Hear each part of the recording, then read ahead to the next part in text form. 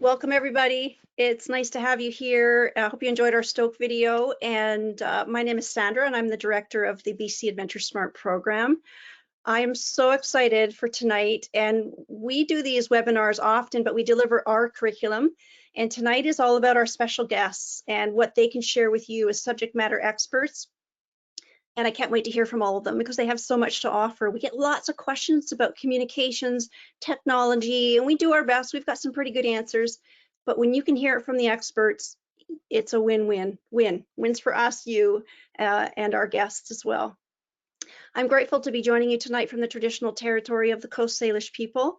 As the director of the BC AdventureSmart program for the last 18 years, we are excited to have these virtual tables where we can bring in special guests to add value to the curriculum that we provide on a regular basis, our kickoff series, and have people come to us and have us provide this information for you so that you can get informed before you go outdoors. The whole focus behind AdventureSmart, and then I'll introduce our first guest, is to help reduce the number and severity of search and rescue incidents wherever you might recreate, whatever territory that might be for you to appreciate and enjoy. In British Columbia, we have 79 search and rescue groups, and there's about 3,000 volunteers. 2,500 are full-time members, and we have 2 of them here tonight. 500 members in training, or MITs. And every year they respond to approximately, right now, 1,900 search and rescue calls. That's expanded over the years, and it takes all of us collectively as educators, outdoor education leaders, specialists like tonight, and yourselves to all take that time to trip plan, train, and take essentials and share this information with everybody so we can all be more prepared out there. Go out there and have a good time, reach your destination, and your destination is always home. Let's talk about our first guest for a second, and we've got some great information to share with all of them. Michael is a friend of mine and also a colleague. He's our first guest. He's from Coquitlam Search and Rescue, which is one of the busiest groups in BC, actually, and it's a pleasure to have him join us here tonight.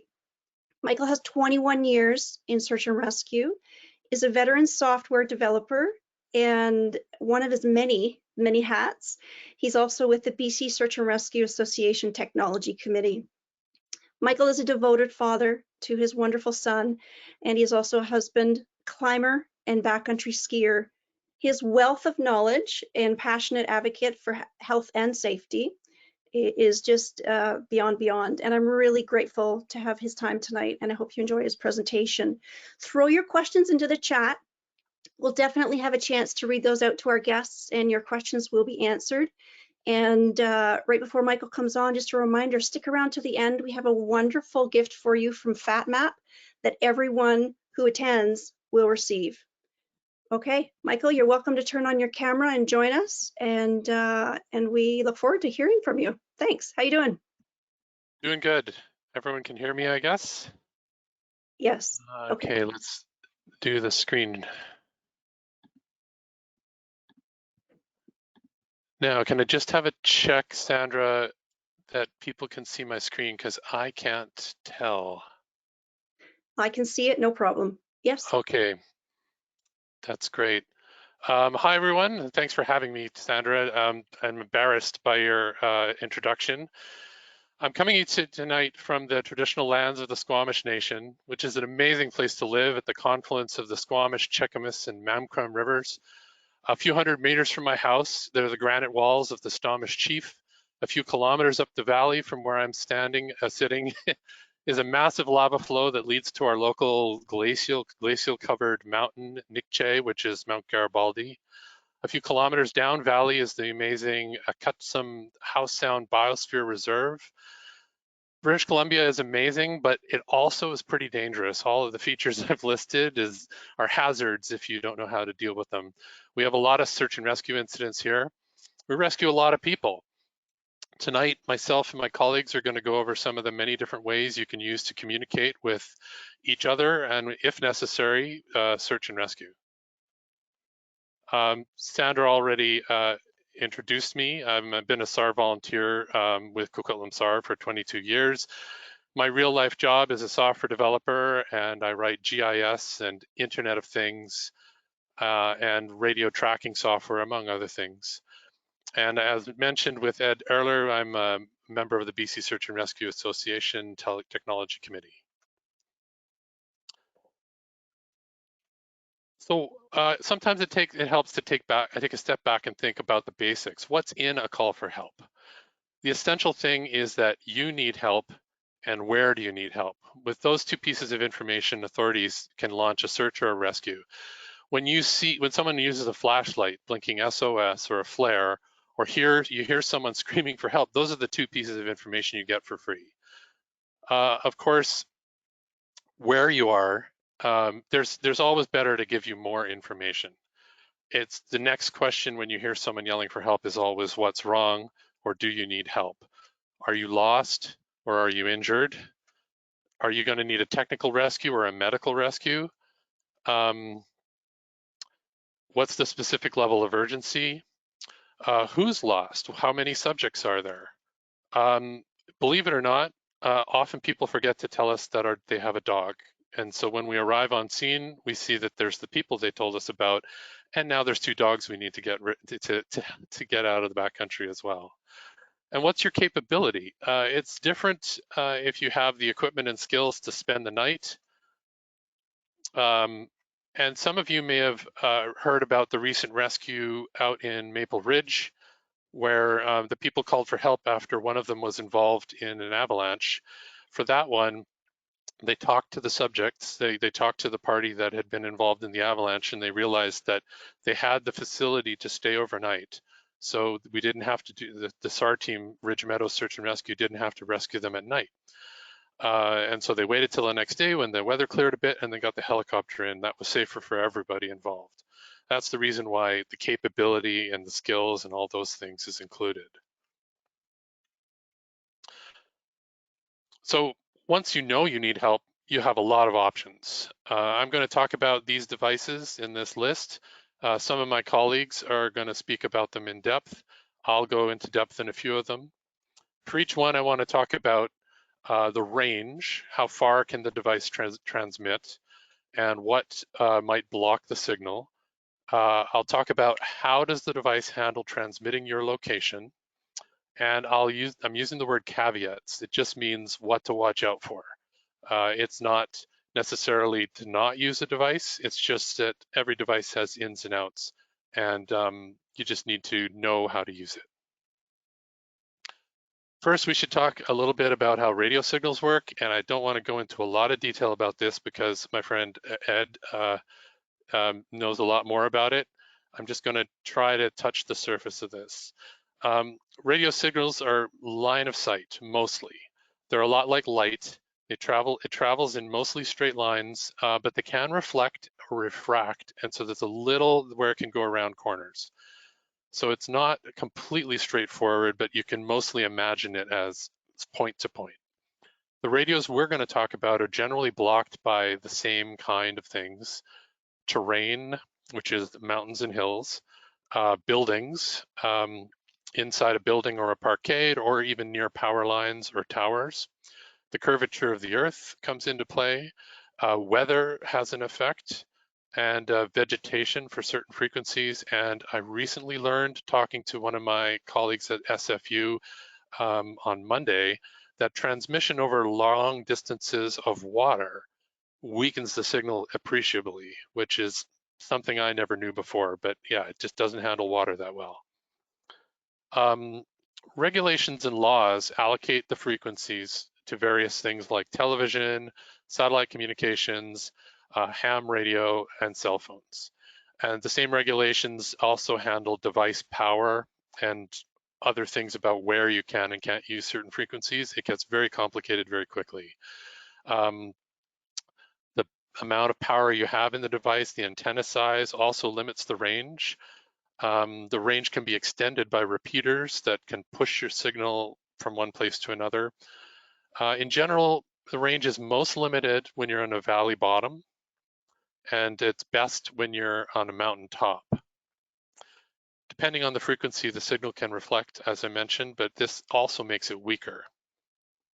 Another thing to consider is radio can be analog, but as the years go on, more and more of our radio communications are digital, like cell phones. Ham and commercial radio users, if there's any on tonight, I'm sure there is, will have a much deeper understanding of how radio works and have access to advanced options.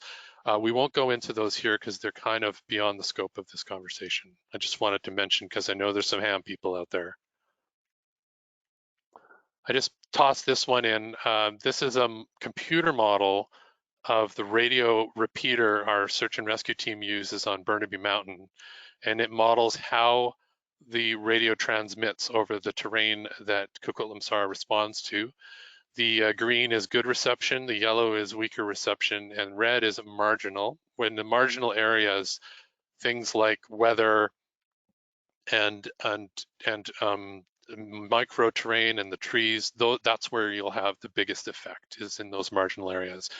And you'll notice if you had a cell tower on that spot, you'd get something similar to this, but even smaller. And you'll notice that very quickly outside this area, it doesn't go far. It gets blocked rather rapidly by our mountains, that's the big reason why communications are so hard in BC. I'm going to talk a little bit about GPS because there's some confusion. I think this is important because I've heard some confusion because some people seem to think that the GPS can transmit information. So GPS just receives signals from the satellite. It doesn't send any information back up. Its most basic function is it receives signals, calculates where you are on Earth, and then you need another system to send that information to somebody else. It's really easy to integrate a GPS into almost any device. And you can see I included, this is an actual chip that I've used in one of my IoT projects, a GPS chip, and it has the antenna on board. And it's not even the smallest one you can get. You can get them as small as a quarter, and you can just include that in almost any device.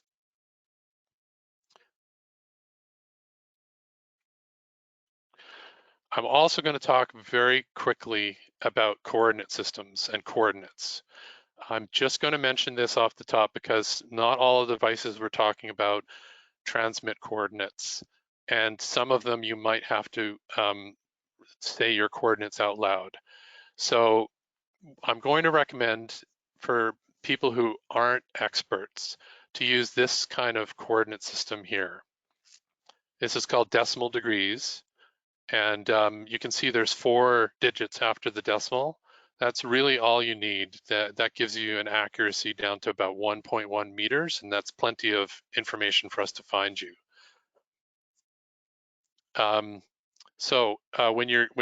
When all GPS devices should be able to display this kind of information. It's latitude and longitude.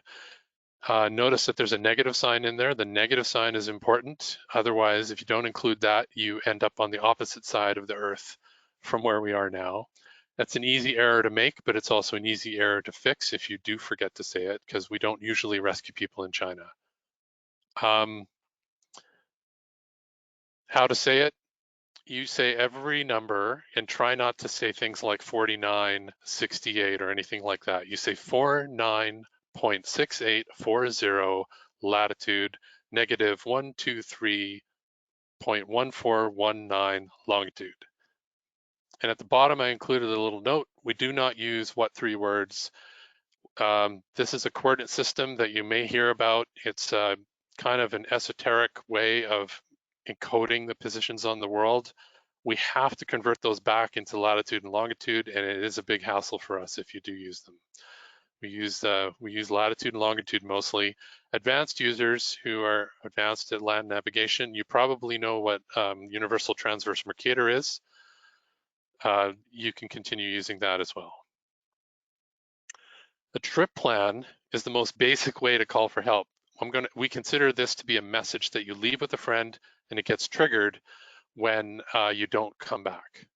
The plan is the message, and it just needs one extra piece of information to the first 2 is when you're expected back, and you need that trustworthy friend to activate it if you don't come back.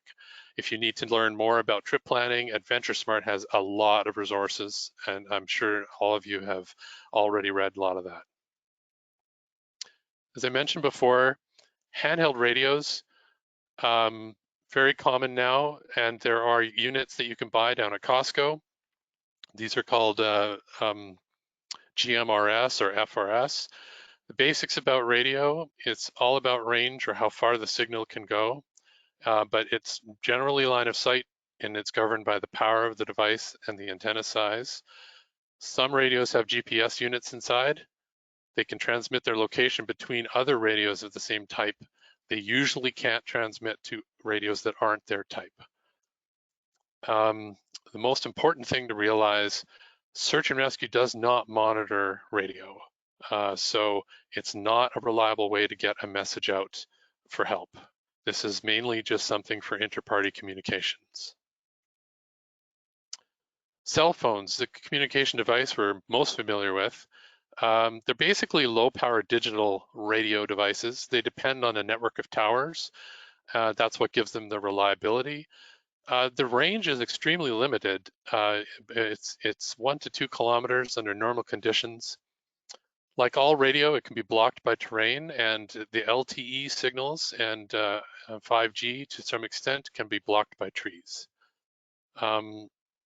If you don't have a signal, it's important to note that you cannot get a message out. There was a viral post that circulates every couple of years that indicates that you can change your voicemail.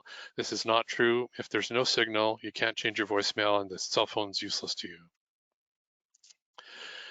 When you call for help, all you have to do to launch a search to call for help is to dial 911. You tell them you need search and rescue. However, when you dial 911, your phone doesn't use the GPS on the phone.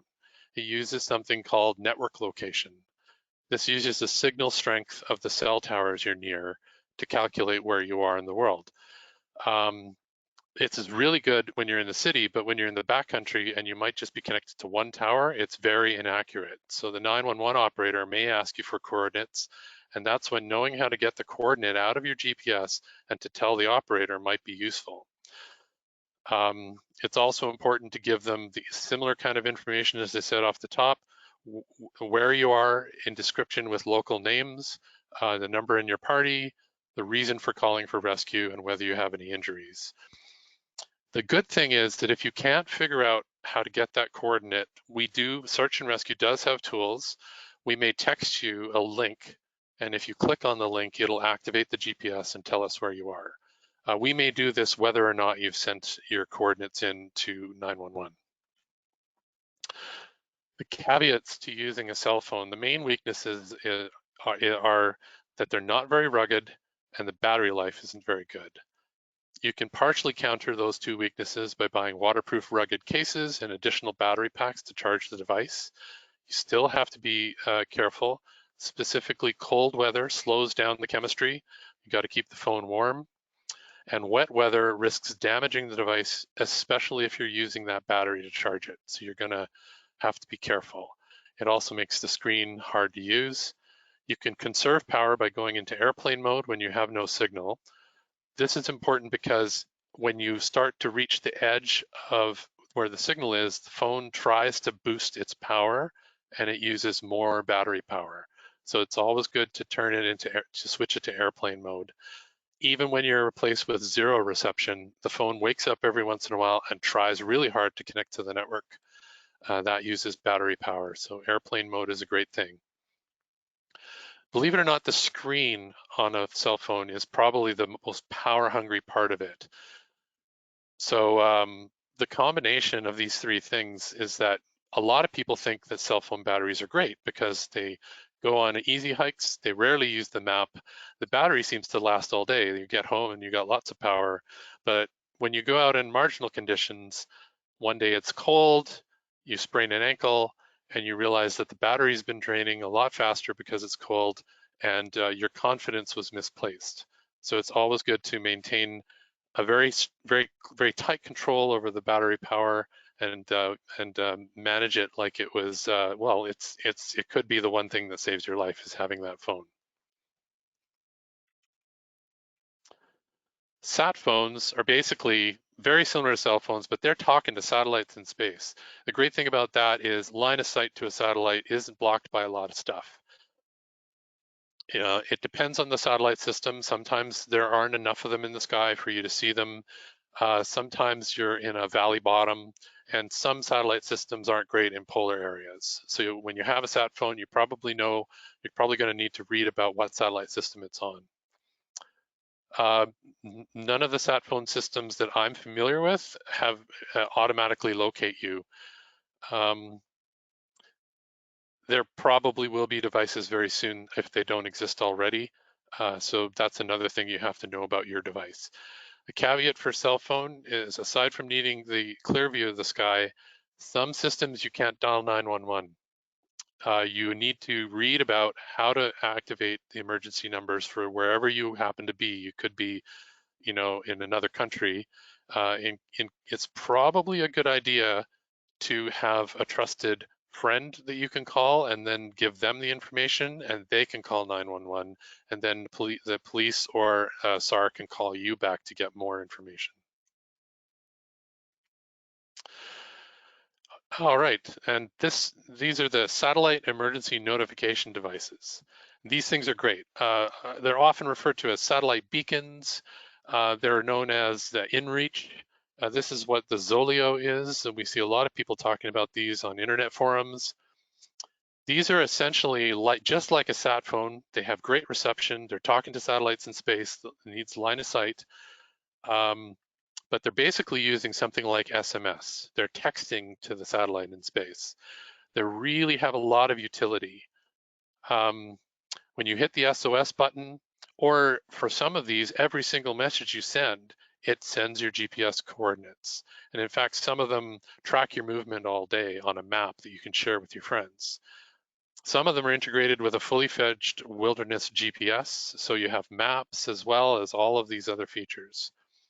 The caveats with these devices, they have so many other uses that you do have to watch the battery life, because if you use it for days and days and days and you're getting low on the battery, you need to have that battery when you hit the SOS button. Here's what happens when you hit the SOS button. In case you were wondering, there's quite a few steps. You hit SOS, it sends a text message to the satellite with your position. And from the satellite, it goes to a ground station at the International Emergency Response Coordination Center. The IERCC passes this alert along to the Joint Rescue Coordination Center in Victoria, BC. That's because they know where in the world it is, and they have a little table that looks up who's responsible for search and rescue in that area. And the JRCC handles land, sea, and air. The JRCC checks to see, is this land? And if it is, it sends it to the Emergency Coordination Center, and that's where all SAR teams in BC get dispatched from. The ECC looks up in its table, finds the local SAR team, sends them the message, and then the SAR group can contact you back to get more information. One thing to note is that texts back and forth can be quite slow if the satellites aren't quite visible. So you do have to be patient. The message could take 10, 15 minutes, sometimes longer. A quick slide about PLBs, ELTs, and Epirbs. They're similar to send devices in that they're sending a signal to a satellite. They do not send and receive, so they're only useful for emergencies only. That means it sits in your pack and you just don't use it, and you take it out for one thing and one thing only, is to hit the SOS button. That makes them really useful because you don't have to worry about the battery. They do have a lifespan, and you have to replace the battery after a period of time. I think my colleague Ed will talk a little bit more about these. There are some other solutions you might see advertised, and they often make startling claims about range and reliability. Some of them are based off of, I've seen some based off of Wi-Fi or Bluetooth in the cell phone. Here's a few of the devices. So the Reco Reflector, it's not an emergency device in the same way as any of these other things are for communication. It's just a device that gets sewn into clothing. It's like a radar reflector on a boat. It's passive, and you need to have a special detector to find it. It's not that useful to find you unless it was originally designed to find people if they're buried in avalanches. Cannot signal for help. There's a device called the GoTenna. It's what's called a mesh networking device. It's basically a 1-watt UHF radio. It can do line of sight communications. It can communicate with other similar devices and use them like repeaters. It's not a reliable way to call for help that we know of, because you would very rapidly get out of range of anybody who could hear that signal and transmit it onward. It could catch on, we're not sure. So right now I would say stay away from them. Another way you can communicate is satellite internet. There's portable units, but they are not very practical. It's more like if you're setting up a base camp in the Arctic or are camping out of your car. It's kind of not an emergency communication system. There are other digital VHF and UHF systems, also not useful for calling for help. And because I said I worked in IoT, there are asset tracking systems. I know my son, when he was skiing at Whistler, he had one of these things on his leg. They call it the Flake. What it is it's got a cell phone data and it's got a GPS, and it just sends information to a website about where he was on the ski hill in case he got lost from his instructor. They require cellular coverage. They're not useful either. And I think that's it for me tonight. I've gone over time. If Sandra can come in and help me with the transition to the next person. No problem. Thanks a lot, Michael. Sorry for the abrupt stop. Yeah, you can just hit stop if you'd like. Excellent.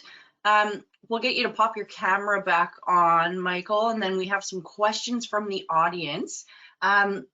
So thanks very much. My name's Natasha. I'm doing tech support in the back end here, and you'll hear my voice throughout the webinar. We do have some awesome questions to start off with. Julie Ann is wondering what causes interference in a VHF radio, that loud, annoying feedback, and how can you fix that or get rid of it? Oh, that's an interesting question. Well, I mean, it can be a lot of different things. It could be anything from a weed eater, it could be badly shielded electronics in your house. It could be power lines. But basically, depending on the radio, there's always something called a squelch, and it's a way to set the threshold for when the radio noise comes out the speaker. So I think it depends on your device. You should investigate what the squelch is and whether you have a manual control. Most of the radios I've used throughout my career have automatic squelch. So early on, we would have to adjust the squelch. Modern radios, I've never really had to do that. So it would also depend on what radio you were using. If I knew a little more about which radio, it might help. But I think look into the squelch and see if you can find something in the manual. Awesome, that's great, really informative. And I believe I heard you say that SAR doesn't really use VHF. Well, SAR uses commercial VHF. Commercial VHF, okay. Yeah, so the frequencies SAR uses are technically illegal for you to broadcast on. And because we're volunteers, we're not just sitting around the base listening to the radio. So regardless of what happens, you wouldn't be able to contact us. SAR teams throughout the province have different repeater systems and frequencies. You can look those up. It's all public information. But ideally, in your trip plan, if you do have a radio, you would have your frequency written down, and then we would try to contact you on what you have rather than you trying to contact us on what we have. Thanks for that. I hope that answers Harry's question, which was can SAR use VHF? So I'm assuming that's what they meant by that. Yeah, we use VHF and UHF. Yeah. Okay, excellent. Thank you. Helen has an excellent question here. What is meant by polar area when you refer to a polar area? If you go too far north, So this gets complicated quickly, but I bet you could find a video about it.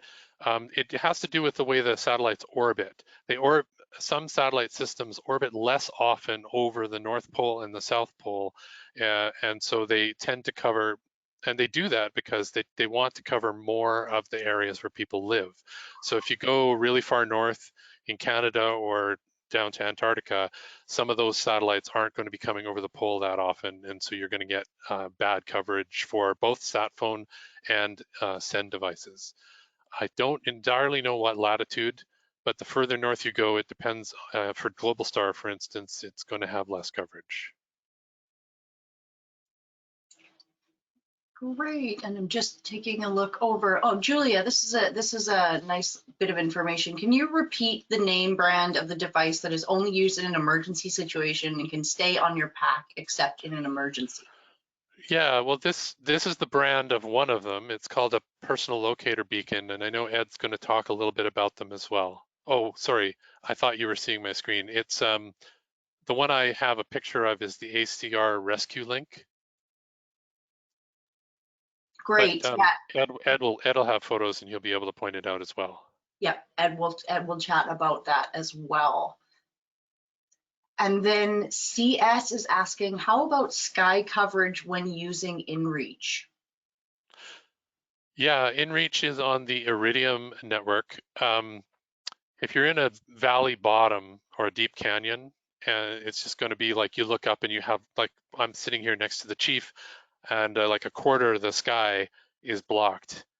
So I'm going to have a quarter of the sky's worth of satellites blocked.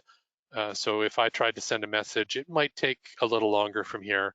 And there are deeper canyons in other, not far from here, where you could expect to wait, you know, maximum 20 or 30 minutes before the message sends. So you text a message and you hit send.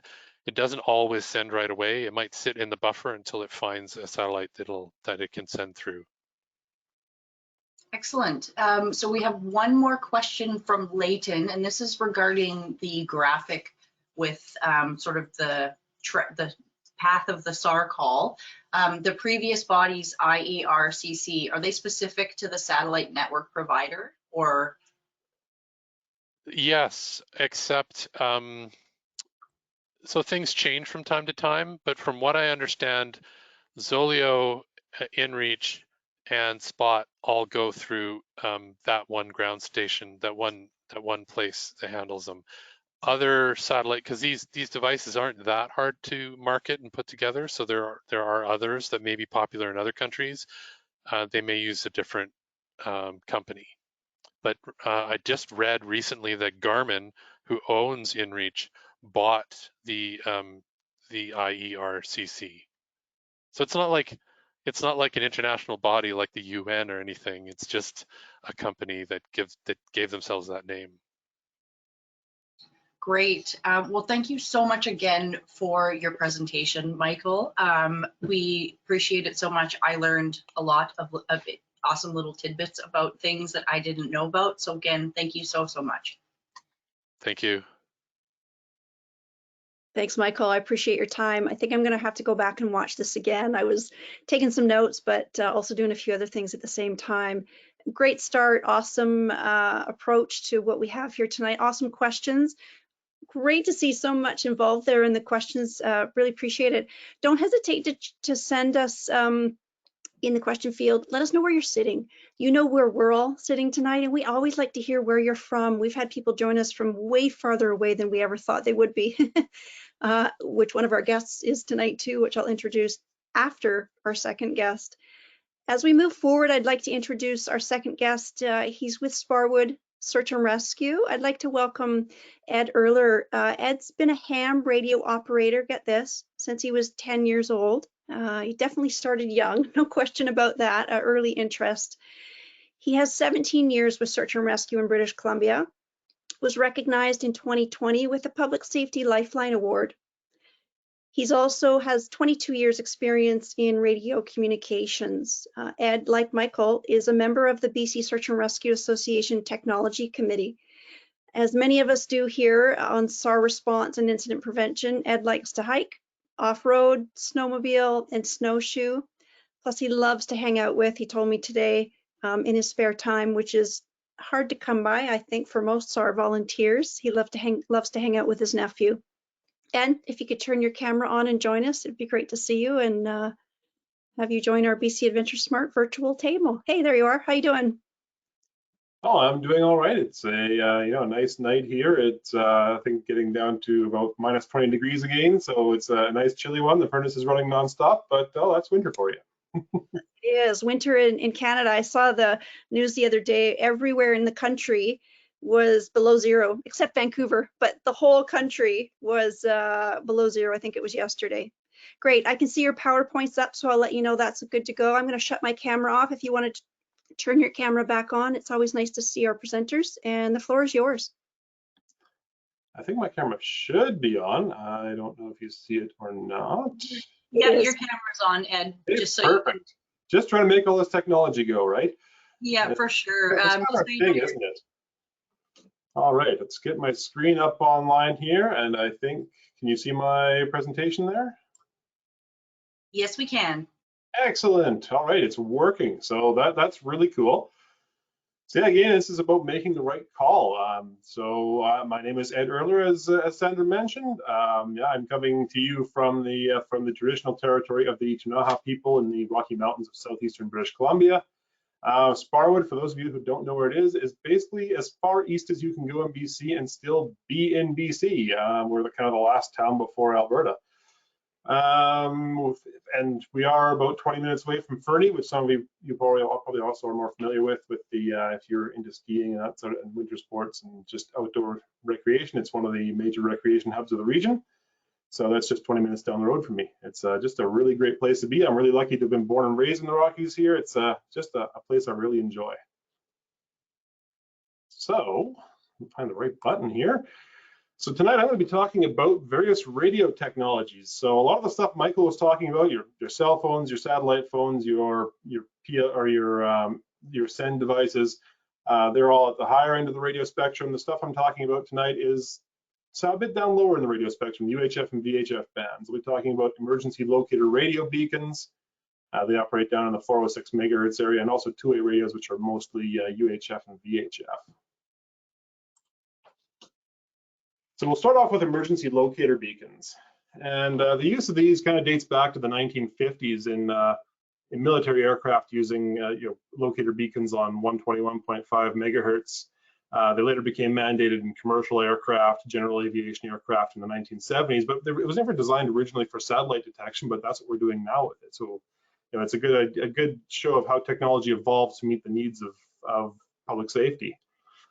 The current 406 megahertz emergency beacons, which have kind of succeeded them, they'll transmit a digital signal with a unique identifier so that the people on the receiving end can find the user's information in the beacon registry. So that's something you really need to keep up to date, but I'll talk about that a bit later. So what an emergency beacon does is indicates that there's a person or a vessel or an aircraft that's in distress and needs rescue now. I mean, it's a serious emergency, life or limb kind of thing. If there's no intervention, there's gonna be serious consequences. It transmits to what's called the COSPAS-SARSAT satellite system, and I'll talk about that in a minute. It's a cool system with some really unique history. So the signal gets forwarded to a rescue coordination center. The beacons also transmit a homing signal on the old 121.5 megahertz frequency. And that's something that SAR assets can actually home in on and find your exact location. So that's a really cool feature of those. There are some old technologies out there, the older emergency locator transmitters and Epirbs, which I'll explain those in a second. They only operate on the old 121.5 megahertz signal, and they're basically obsolete now. The satellites don't pick them up anymore. So if you're using an emergency beacon, make sure you're using a 406 megahertz one. That's the latest technology, and that's going to work best for you. Most of them do have a built-in GPS receiver, so they can tell people exactly where you are. And the real important thing here is they must be registered with the Canadian Beacon Registry. If they're not registered, then it's kind of they don't really know who it belongs to, what their activity might be. The more information we have on a SAR operation, the better we can respond to your emergency by far. So here's the COSPAS-SARSAT program. it's really kind of cool because what Michael had said, we were talking about the IERCC, and that's kind of a commercial operation, and he was saying it wasn't like the UN or something like that, whereas COSPAS-SARSAT actually is a cooperative of 45 nations and agencies that kind of the groundwork was laid in the late 1970s, and it was first launched in the 80s, and actually just a few months later was the first rescue based on that system where a life was saved that, you know, the person wouldn't have necessarily survived if his signal didn't go through the system. So it's something that really started to show, you know, results really quickly as to how valuable it is. It was purpose designed to detect emergency beacons as well. So it's really built to what we really need to have out there. And really kind of the cool thing about this is the first steps toward the system coming into place were taken in 1979 with an agreement between the United States, Canada, France, and the Soviet Union, which for a cooperation on that level in 1979 is actually a cool bit of history. And to date, the system has assisted in the rescue of over 53,000 people in 16,500 SAR events. So it's just been massive. It saved so many lives. You can't even measure it. I'm just going to point out here, find my little drawing tool, spotlight. There we go. So when there is an activation of an emergency beacon, either from a ship, an airplane, or an individual, and there are different beacons for that I'll explain in a minute. So that signal goes up to the satellite network that's maintained by this cooperative. The signal gets forwarded down to a user terminal somewhere, gets sent to a mission control center. In this case, in Canada, it would be the Canadian Mission Control Center. Gets sent to a rescue coordination center based on where the incident is, and they'll basically send out resources depending on the nature of the emergency. If it's an aircraft, you'll see the Canadian Forces. If it's a ship in distress, probably the Coast Guard, and if it's a person, that's probably going to be ground SAR units like us. No, I've been done here. Okay.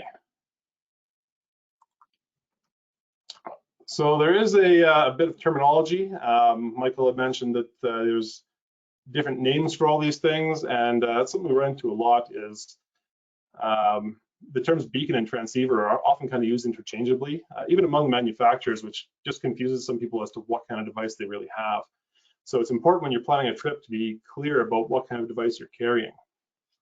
So a beacon means an emergency locator beacon, which is these little portable radio transmitters that indicate a person, a vessel, or an aircraft in distress. And they're different from other satellite devices like the Inreach and the Spot, which we call those a satellite emergency notification device, or a SEND. When we say transceiver, we're talking about an Avalanche Transceiver. It's the device you wear if you're out in the winter in the backcountry. You should be wearing one of these things so that it can, what they do is they send us a very low power signal and can also receive that signal so that members of your party can find you if you've been buried in an avalanche. What they won't do is they won't tell anybody in the outside world that you've been buried in an avalanche. So they won't summon help from outside. They really only tell where you are to people who are very, very close to you. So it's important to not confuse those two functions. There's the SENDs, which I believe Michael's talked about it at fairly great length. I just want to make sure we're clear on the definition between the three of those. So if we get into the types of emergency locator beacon, we've got three types, which is a PLB, or a personal locator beacon. An Epirb is an emergency position indicating radio beacon. There's a mouthful for you. They're used on larger boats at sea and in coastal waters. And there's the ELT, or the emergency locator transmitter, and that's used in aircraft, everything from small little single engine Cessnas to helicopters to airliners all have ELTs on them, so they can be found in an emergency. So this is probably the most relevant to what people are doing in the outdoors, is the personal locator beacon. So as where the SEND is transmitting through a commercial satellite network, what this device does when you activate it is it's going to send out a signal on the 406 megahertz network to that COSPAS-SARSAT system, and it's going to go to rescue authorities from there. These started to become available in the early 2000s, so they're a fairly recent technology in the whole emergency beacon world. One real advantage to these things is, they work quite well. I've never had to use one personally, fortunately, but like you saw, there's between these and the Plbs and Epirbs, there's been 50,000 plus rescues based on them. So it's, you know, they're a good solid technology. And the nice thing with these too is there's no monthly fee associated. You buy the unit once, you register it, but you don't have to pay by the month for service. So if you just need an emergency device that when something goes wrong, you pull it out and you turn it on and say, you know, things have really hit the fan, I need rescue, this is your device. The only one caveat there is the battery. You can't just pop the cover open and throw a couple AA's in there. It's a permanent battery in there that has to be replaced after, I think, 5 years it is. But these are intended for personal use. They're small, lightweight. You can throw it in your shirt pocket, in your jacket pocket, and they're registered to an individual owner. So if you get one of these, you register it, you give them your contact info, your emergency contact info, and then that's something that can be looked up if you have an emergency and trigger this device. So using your PLD, you know, if you get any kind of emergency communication device or really any emergency gear that you carry out in the backcountry, it's very important to know how to use it before you actually have an emergency. So, you know, read those instructions before you need it and make sure you carry it somewhere easy to access. Someone had mentioned that, you know, yeah, this is a device you can throw in your pack and pull out when you need it, but if you have an accident and you're injured, are you going to be able to reach your pack with, let's say, a dislocated shoulder or something? Personally, I tend to carry this in my coat pocket, my you know, my cargo pants or something like that, so it's nice and easy to access. These are designed so you can deploy them with one hand, so they're really great in a situation like that. Make sure the radio antenna, which let me just bring up my highlighter here. So the radio antenna is this vertical part right here. When you go to use it, you'll unfold that before you hit the activation button. Like I said, make sure you read the instructions. Make sure it's vertical, it's away from other objects, it's got a nice, you know, clear path around it. The GPS antenna, which is located on this unit right down here, but the devices will have the antenna marked somewhere on them, should have a clear view of the sky. And once you've activated this thing, it's not like you know, calling 911 on your cell phone where you know, dial 911, tell them what's going on, and then hang up. Once you've activated this thing, leave it turned on until the rescuers get there. The battery will last for 24 hours of transmitting, so leave that on, and that way we can home in on it if we have to.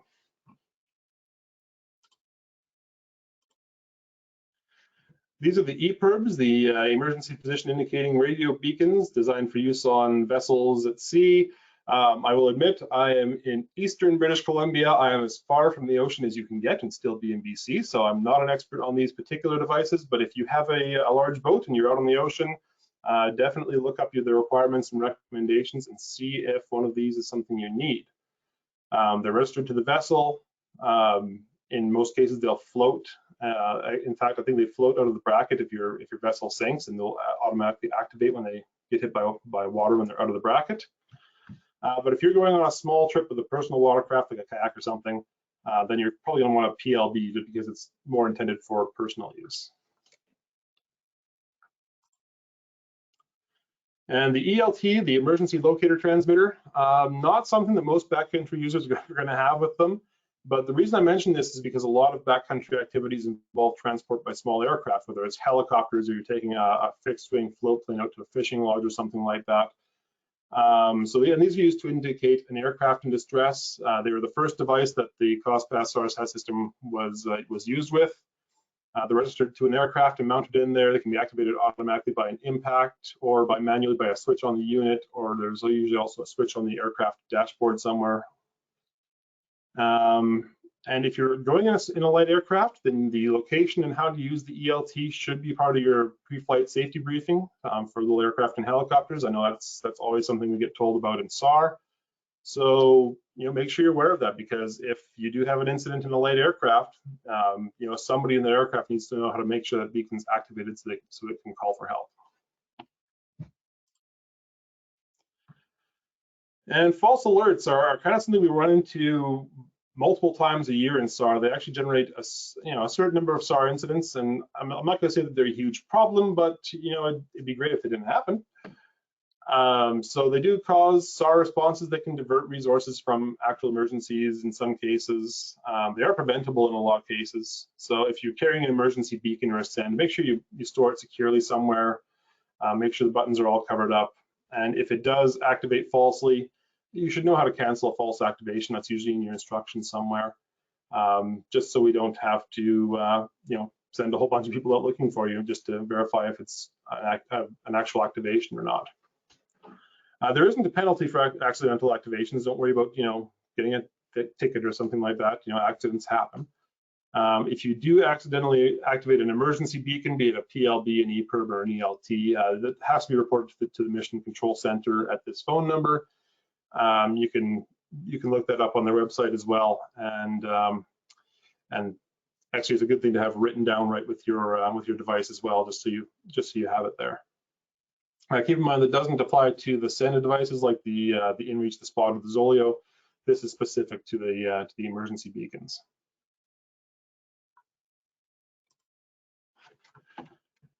And then we get into two-way radios, which are a whole different technology, and that's kind of what I do a lot of work with. I mean, I've been working with two-way radios for decades now, and I work with them both as a hobby. I do work for the mining industry and their communication systems, forestry, public safety, and they're a really useful tool as long as you use them in the appropriate circumstance.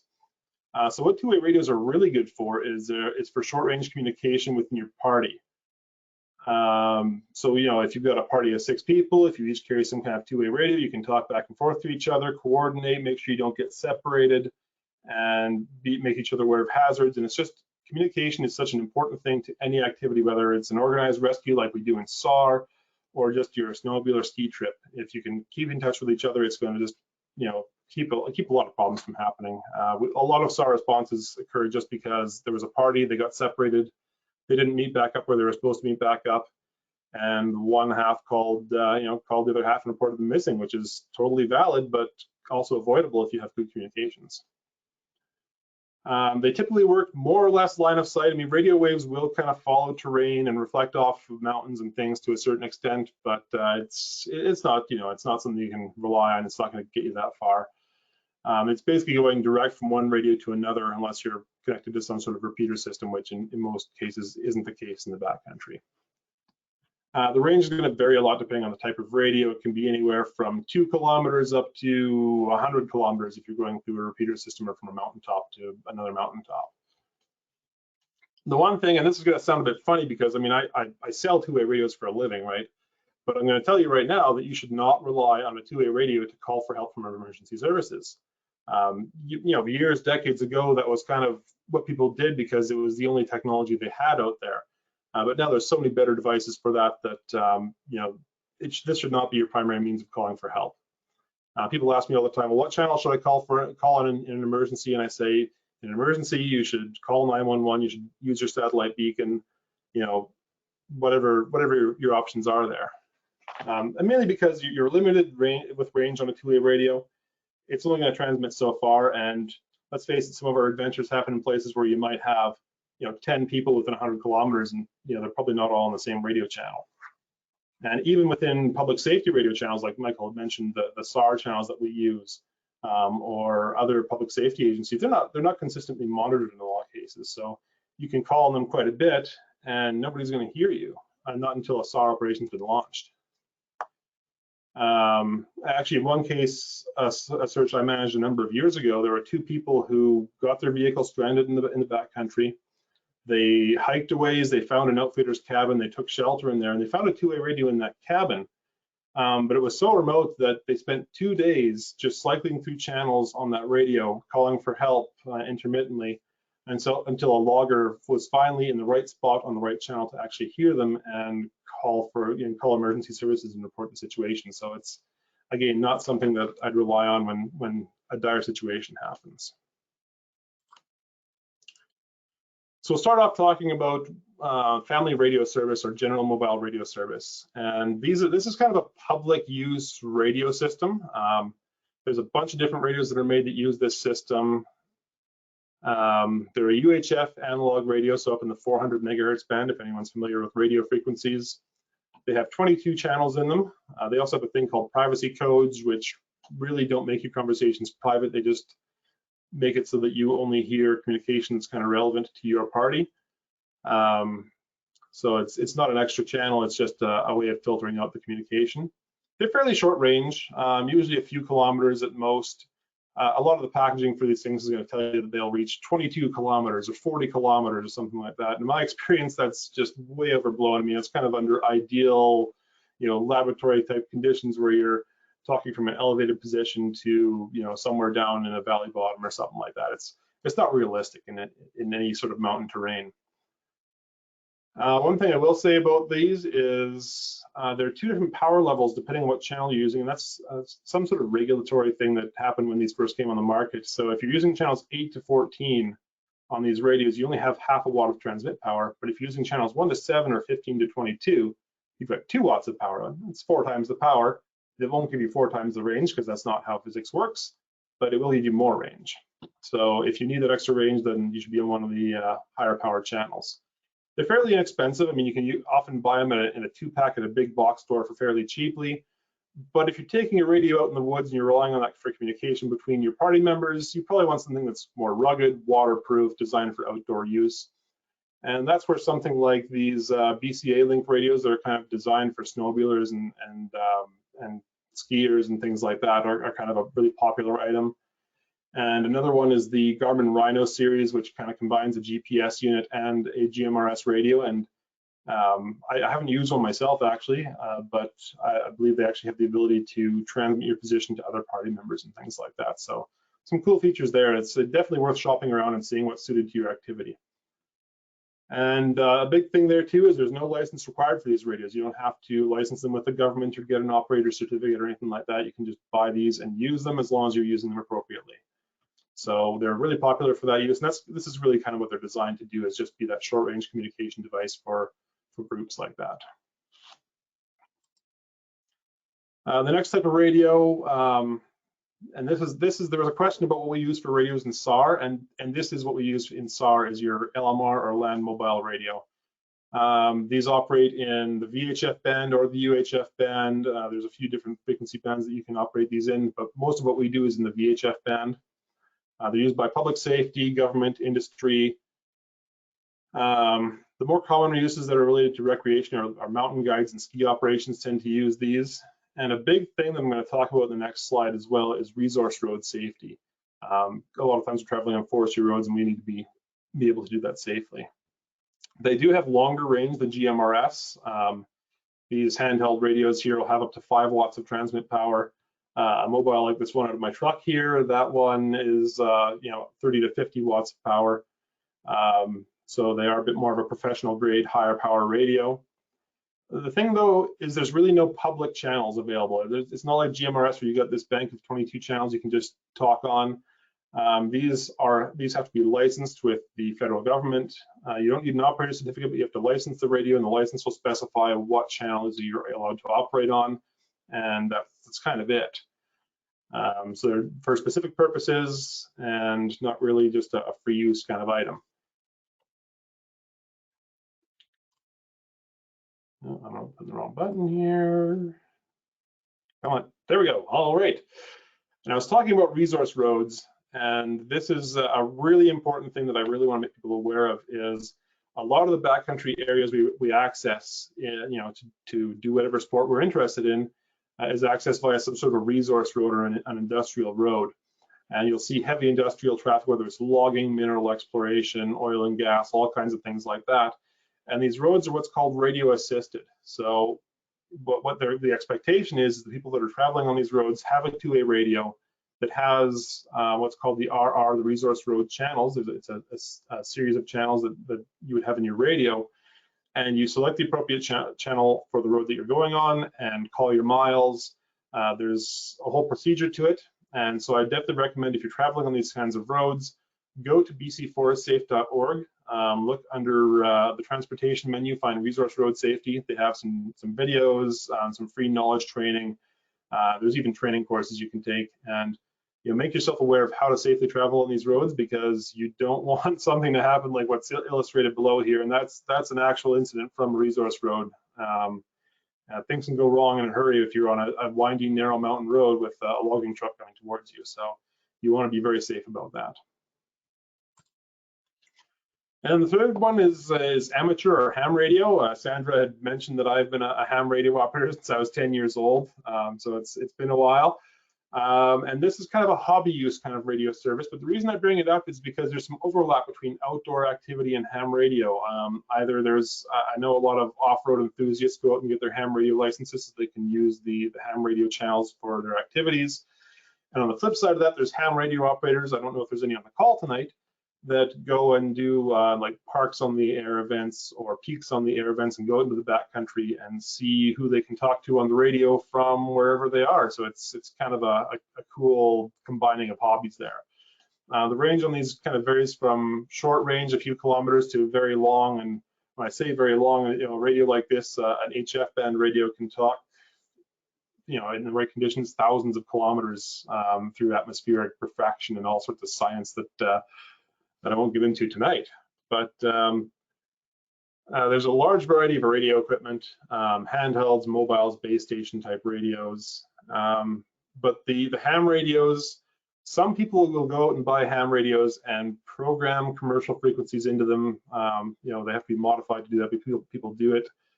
But it's not really legal. You know, it's not permitted to use the land mobile or the FRS frequencies. Mainly because these radios are only designed to operate on a specific subset of the radio frequencies, and when you get outside of that, they don't perform correctly. And there's also some limitations on, you know, what frequencies you're allowed to transmit on and things like that. So I could talk all night about that, but just suffice to say, it's not a proper way of using those. You do need an operator certification to use amateur radios. And more information, if you are interested in that, you can go to the Radio Amateurs of Canada at rac.ca. A little plug to them. It's kind of a cool hobby if you're a bit of a technology geek like I am. And then moving on to just how communications fit into your trip plan. And you know, I love to plug this because I've been on a number of SAR operations where I've been told, oh yeah, the missing person does carry a two-way radio with them, and I say, great, what channel do they use? And in some cases they don't know, or I have to spend hours talking to various acquaintances of theirs to find out what they typically do in the backcountry and find that out. So if you're carrying any kind of communication device in the backcountry, make sure that's part of your trip plan. A big part of that is keeping your registration for your beacon or your online profile for your send device. Keep that up to date. Make sure your contact information is correct and your emergency contact person's information is correct. You don't want to have it where you set your beacon off and they phone your emergency contact person and they say, oh, I haven't talked to that person in 5 years. Make sure that's up to date. It's really going to help us, help you a lot better. Keep your comms info on your trip plan. So tell us what kinds of devices you have. Make sure that you list what radio channels you have, what you guys typically use for your group communications. If you have radio channels that you would go to in an emergency, anything like that. The more planning you do for a trip, the safer you're going to be. List who can access your location details if you have a send. So if you've got an Inreach or a Spot or something, a lot of times there's a page you can that a person can see that you've shared your information to or your location to. And so make sure you list who has access to that so that we can see that as well. And list the cell and satellite phone numbers for anybody in your party as well. So if you are missing out there, we can try calling that. And as Michael said, we have systems where we can send you a link that you can share your location to us with. So the more numbers we have for that, the better. And that's it for me. I've just posted the links that I had earlier in the presentation right here, so you can jot them down if you haven't already, or take a screenshot or something. And yeah, if you have any questions, by all means, I'm happy to answer them. Thanks so much, Ed. Pardon me. I just wanted to shout out to some of our viewers that popped in and told us where they were from. We have someone coming to us from Saskatchewan, Colorado, on Vancouver Island, a few people. We've got some people from the Okanagan, somebody from Nevada, California. Shout out to the Sparwood SAR team that is hanging out and watching this evening as well for their weekly practice. So I think that's yeah. Thanks, Bill, for throwing that on our practice night. Yeah, that's awesome. So we'll start off here. I'm going to put these two questions together just in the sake of time. This is from Harry and Jay, and it's a bit of a hybrid. If you send an SOS out, is there a way to tell it has been received? And that's Harry's part of the question. And Jay's part of the question is, he's been told some of the send devices don't always get the signal out, other than having a clear signal or clear sight line to the sky. Is there a way to improve and transmit performance? It really depends on the device you have. So if you've got certain send devices, there's certain ones that'll do two-way communication. The Inreach series of devices, the SPOT-X's, I'm not sure what else is in the market that does the two-way communication, but they will usually give you some kind of confirmation back that your message has been received. And so the different devices handle that differently. It's really important to look at your instructions and find out how the device works before you take it out there. In the case of the PLB, the ELT, or the Eperb, there's not currently a way to get a confirmation back on those devices, although I hear there's some cool technology coming that the next presenter is going to be talking about. So I will definitely let him take that part of it. But what I will say is oh, hey, Michael's popping in here too. What do you got, Mike? I can't hear you. I'll just finish that up by saying that the PLBs and the emergency locator beacons will continue transmitting their information for up to 24 hours in the PLB case or 48 hours in the larger beacons case. So there's a lot better chance there. Ed, I wanted to add about the send devices. When the SOS goes through, apparently the international, and now I've forgotten the name, they'll text you back. So you do get a notice. We did come across an individual who he would send a I'm okay message to his sister every day, but he would turn the device off very quickly. You can't do that. If you do, the device he was using at the time didn't have a confirmation that the message had gone through. The one I have does have a confirmation, but you do have to read the manual to make sure you understand that. But also remember, sent doesn't mean received. And the other thing I'll add is he was using it in a way we call rescue me if you don't get a message from me. We don't like that because it's very easy to forget to send the I'm okay, and then you have a loved one at home who calls us and says they didn't check in, and so then we have to launch a search and we don't know where you are and things like that. Yeah, and that's where that detailed trip plan really helped us out as well. So we have some more information to go on. Awesome. So this is a great question from Nick. From SAR's standpoint, what is the most effective option for locating a lost or injured climber in mountain terrain? A send device such as an Inreach or a PLB such as an ACR Rescue Link? Oh, that is a really good question. I think, in my experience, the most activations we've had have been from a send device, but I think that's just because they're very popular with the kind of outdoor sports that are common in my neck of the woods here. Yeah, as far as a climber in mountain terrain, that would be, I think if you're up against the side of a mountain, you're going to have a lot of difficulty with your satellite connection on the commercial satellite network for the reasons that Michael talked about a few minutes ago. So something like I would tend to want to rely on the PLB just from what I know of how the signal works on UHF as opposed to the higher satellite frequencies. But I would definitely recommend doing a lot of research in that case and possibly talking to other people who partake in that particular activity, because try and get some real world data for that. It should be easy to get real world data because you can take a send device into a bunch of locations and use it, right? I would lean toward send, but mostly because they have so I mean, like, the pro is you can use it for things other than the emergency.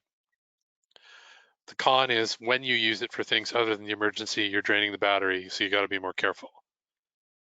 But the send devices are just so handy because when the PLB goes off, we had this in Coquitlam SAR, PLB goes off, we have no idea how many people are in the party or what the problem is. We have to go and treat it like it's the worst case scenario. With a send, we can text you back and say, what's the problem? Oh, you can make it overnight, we'll come in the morning. So a lot of ways, the ability to get more information just makes it handier.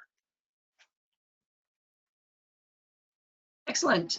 So one tip we have from Fred is on resource roads, usually the bigger vehicle has the right of way over a smaller vehicle anyways. So that's a really good tip if people are a bit newer to resource roads.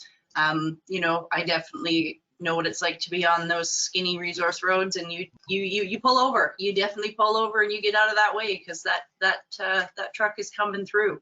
Yeah. I just wanted to ask this question from myself, actually. So how close can any of these devices that you are talking about, the SENS, the PLBs, all of these, how close can these be to our cell phones? And if so, is there any interference from a cell phone signal, whether it's even, you know, not in service, but it's still on and it's trying to search? Yeah, not that I'm aware of. The PLB uses quite a big difference in frequency from your cell phone, and the PLB as well is a transmitter. It doesn't have any receive capability aside from the GPS antenna. So I wouldn't necessarily place one device right on top of the other, but as long as they're, you know, more than a few inches apart, you should be fairly safe there. It's not like something where one thing I will mention is the Avalanche Transceiver. The industry-wide recommendation is to keep any transmitting device, whether it's your cell phone, your PLB, your two-way radio, even your smartwatch in some cases, away from your Avalanche transceiver because it uses a very, very low power signal. So the receiver on the transceiver needs to be quite sensitive in order to pick that other signal up. And so any other radio transmitter that's nearby could interfere with that. And I think they recommend at least 20 centimeters or more. Well, thank you so much, Ed, for your very informative presentation this evening. We so appreciate your time and energy coming to tell us all about it. I can't wait to watch this again when I can actually pay attention to the technical side of it and take more information in. So thank you so much again, Ed. Yeah, no problem. And thanks for hosting us. Yeah, I appreciate your time, Ed. We'll see you at the next BC-SAR meeting, actually. We'll see you soon. Thank you for sticking around. Man, we still have 230 almost people here. We're really excited and going out with a bang, that's for sure, as we invite our third guests here.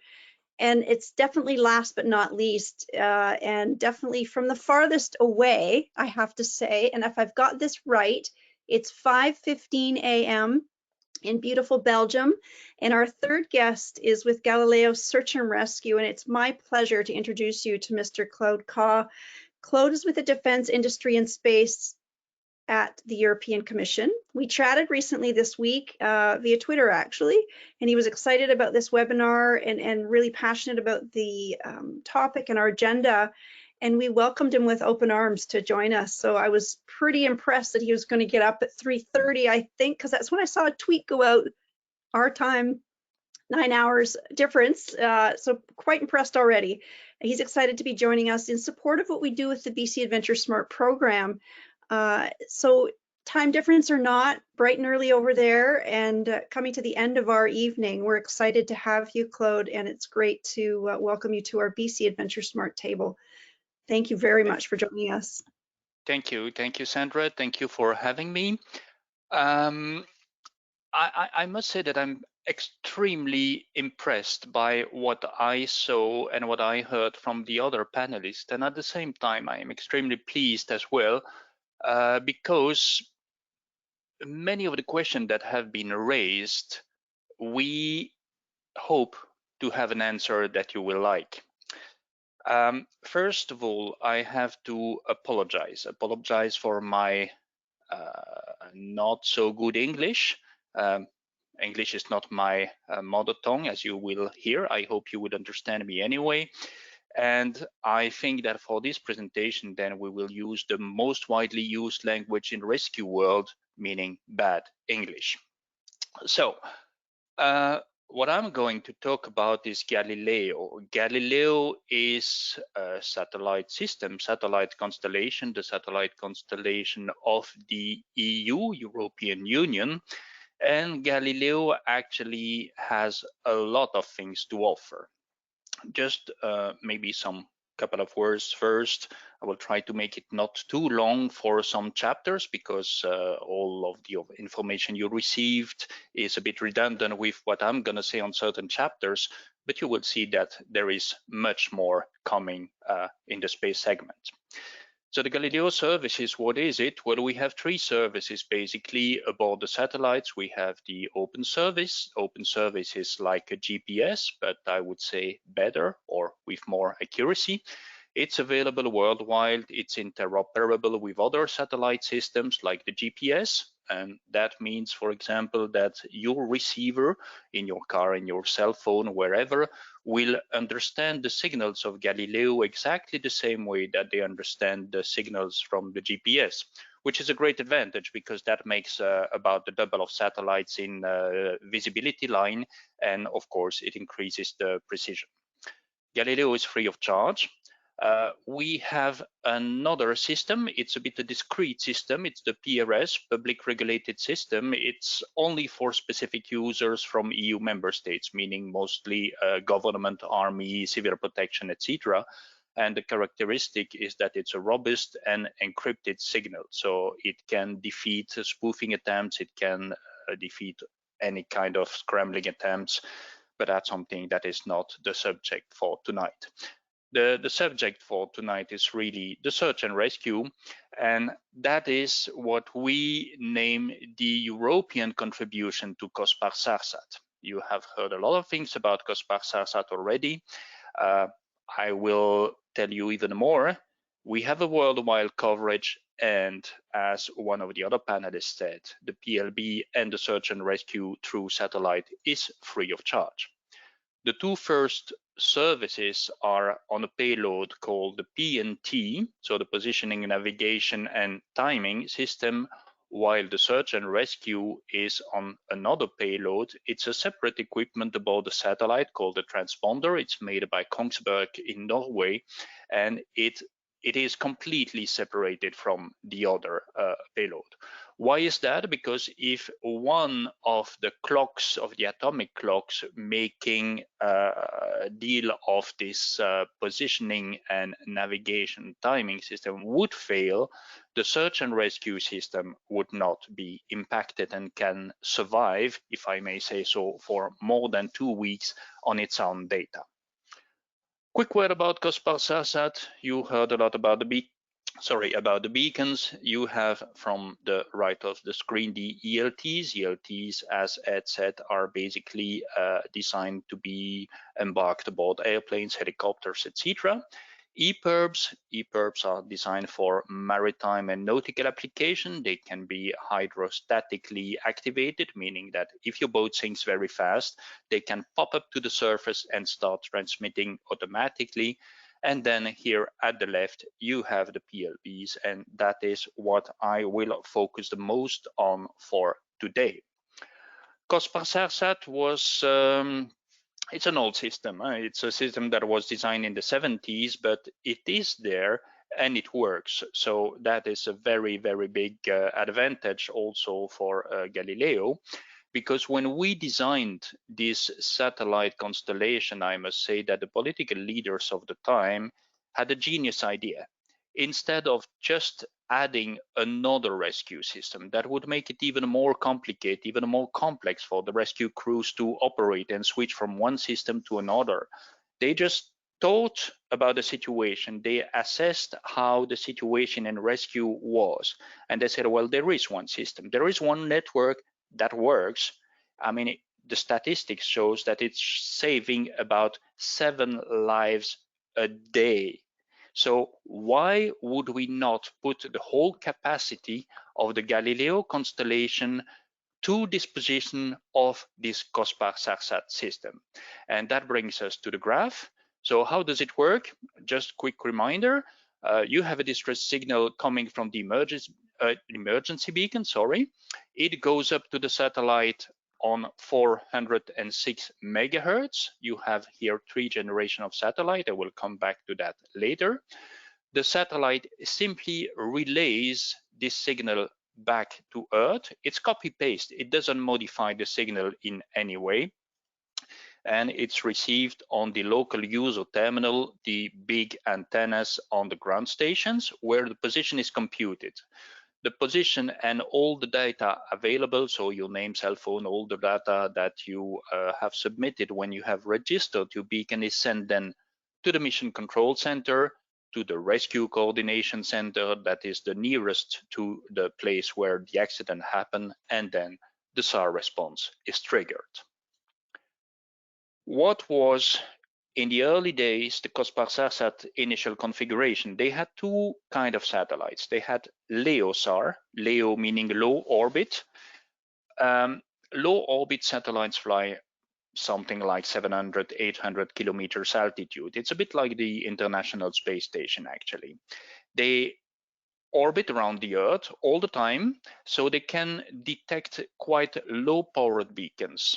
And the most important thing is that they fly above the poles, so they ensure polar coverage. On the negative side, the waiting time. I mean, I heard a lot from my estimated panelists today talking about the reaction time or the reaction of the satellites, but it was not quantified. The initial COSPAS-SARSAT constellations could take up to 4 hours before your distress signal was only detected. So that means that if you were outdoors or in the water, you don't know what's happening, and you wait 1 hour, 2 hours, 3 hours, up to 4 hours, depending on your position, depending on the position of the satellites, before the signal is picked up. And that means that at that time, it still needs to trigger a SAR response. So it can take ages. Also, they are old satellites. I mean, they were designed in the beginning of the constellation. So now, okay, these things age not that well. I mean, with the increase in technologies, there is much better available on the market. There was here another type of satellite available, GeoSAR. GeoSAR flies at about 36,000 kilometers altitude, and it's geostationary. Geostationary means that it's flying exactly at the same speed as the Earth, orbiting exactly at the same speed as well. So it gives you the impression that it doesn't move.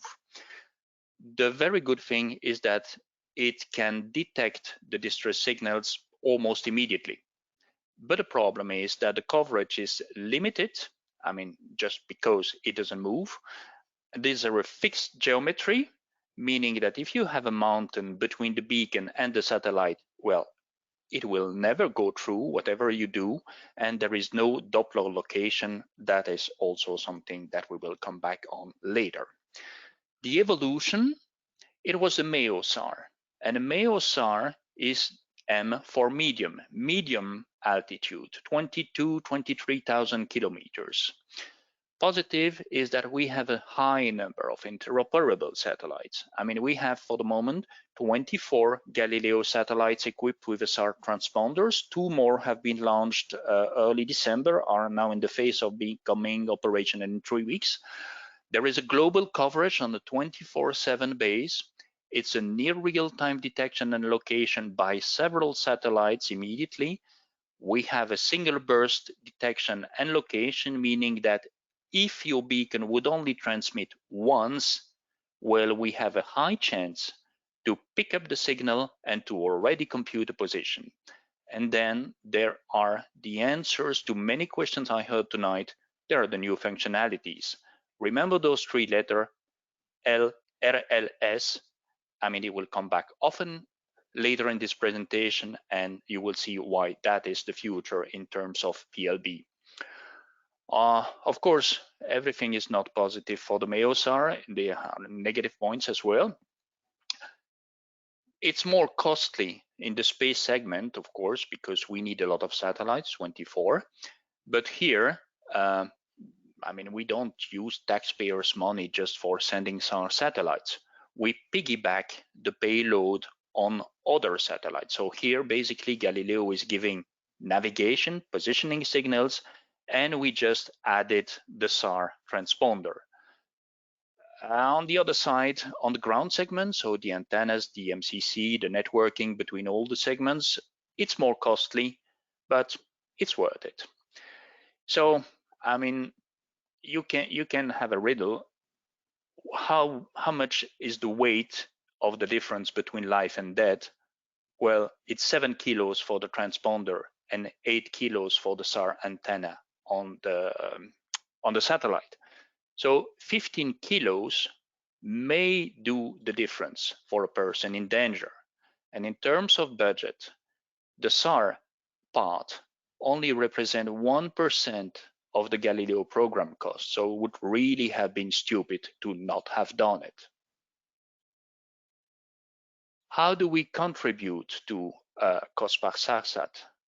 Well, as I just said, we have 24 payloads on Galileo satellites plus the 2 currently tested.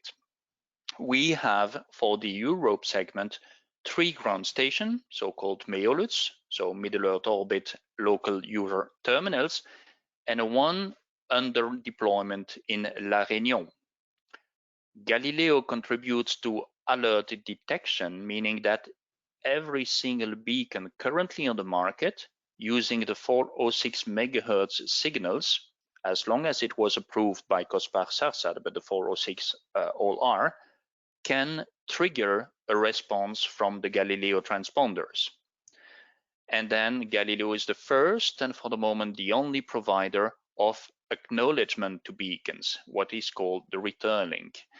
That is an answer to a question I just heard. What ways do we have to know that the signal has been effectively transmitted?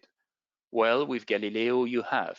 Of course, you need a newer generation beacon, PLB, ELT, Epirb, doesn't matter, that is equipped with this returning capacity.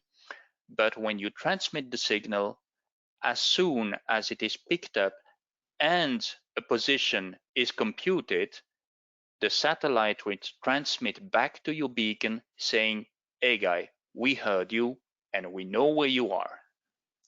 Just look at this graph. Without Galileo, the localization could take up to 4 hours in a range of 10 kilometers. With Galileo and only computing the satellite signal, so not using any onboard GPS receiver, the localization is down to 10 minutes and 2 kilometers. So we went down from 4 hours to 10 minutes, and those are theoretical data. Practically, we see that we have the signal and the position computed effectively and confirmed in less than 3 minutes and something like 600 meter precision.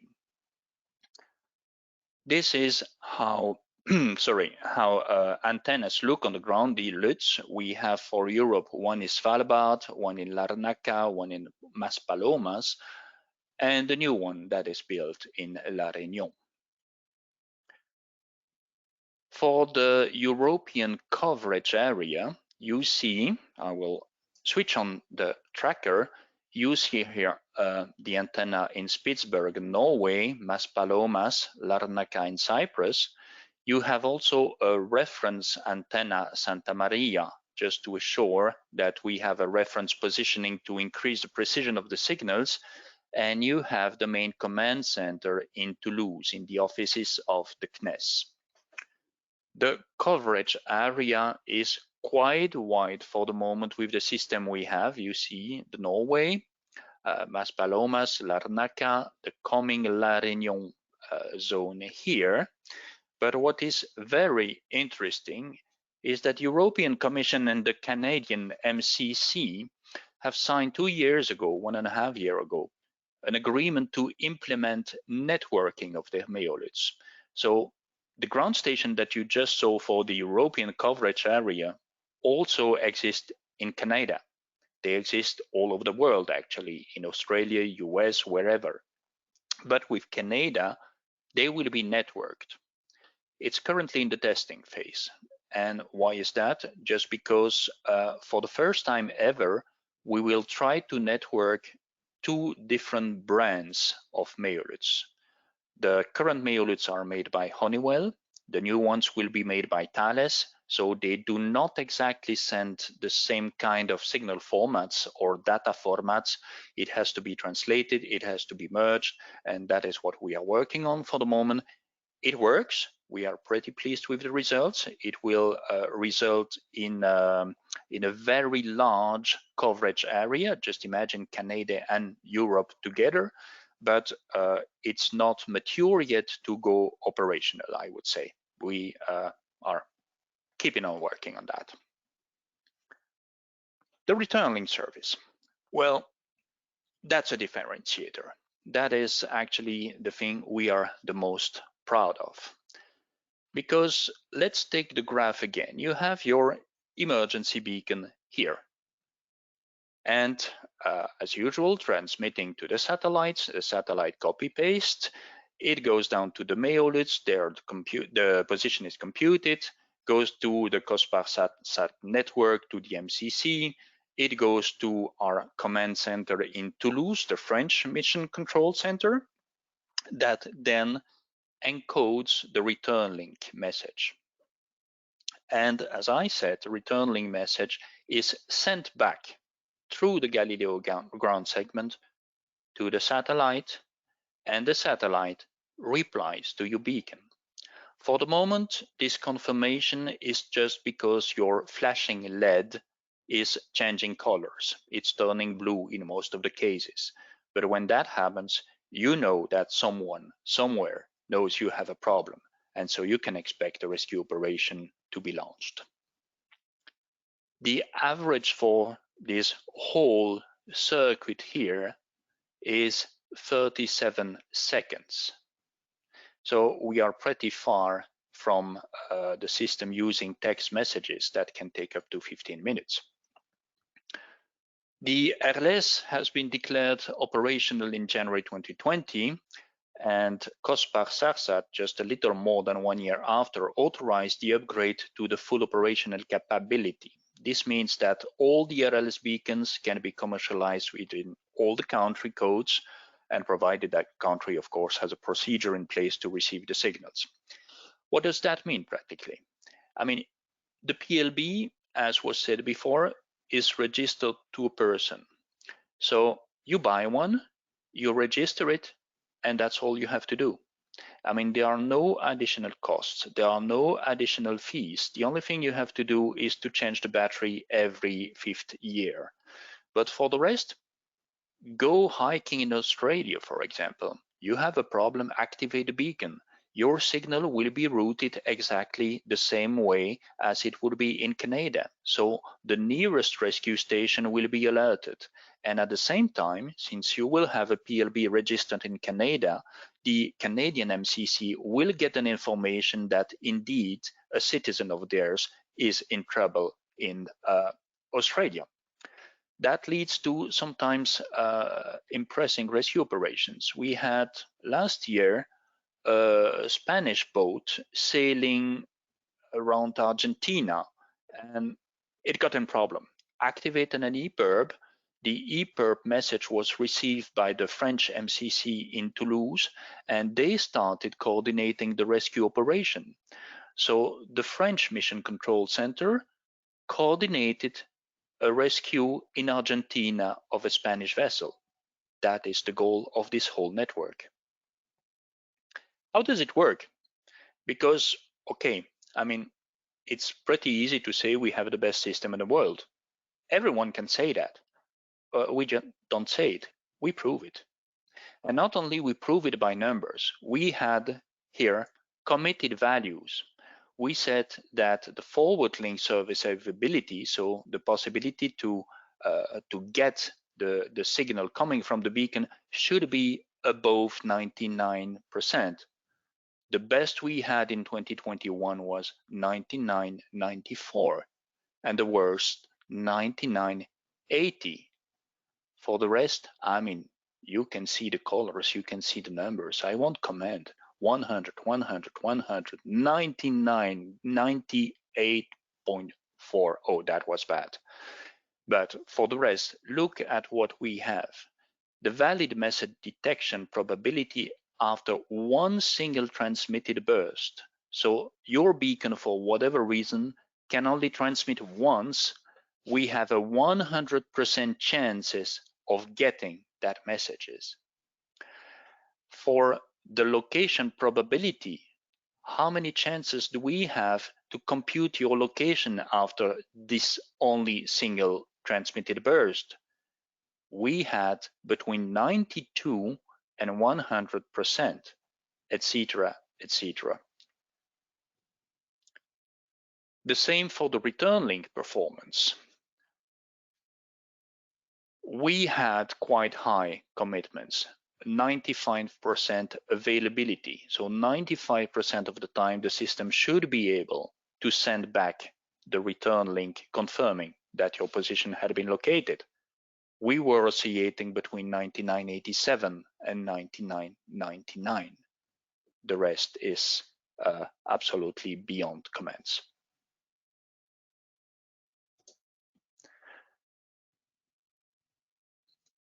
Here on the bottom of the screen, you have some information for the more geeks of you.